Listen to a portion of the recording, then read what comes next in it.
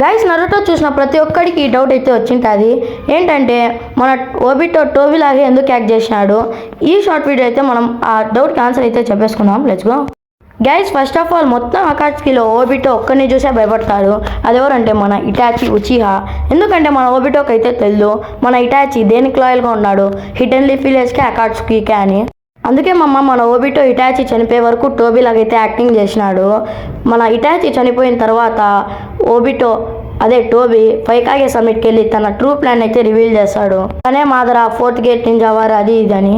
మన ఇటాచి చనిపోయిన తర్వాత కూడా ఎడోటెన్సే ఫామ్లో కూడా కబుటో కంట్రోల్ నుండి బయటికి వచ్చి మన టోబీ అలయన్స్కి అయితే హెల్ప్ చేస్తాడు. మన ఇటాచీకి అయితే ముందుగానే తెలుసు తను టోబీ కాదు మాదరా అని. ఓబిటో అయితే తెలియదు కానీ అందుకే విలేజ్ ఎప్పటికైనా డేంజర్లో పడుతుందని మన సాస్కే షారింగన్లో అయితే అమత్రాసుని అయితే ఇంప్లాంట్ చేసినాడు. మన ఓబిటో అదే టోబీ అయిని చూస్తానే దాంతో రియాక్ట్ కావాలనేసి.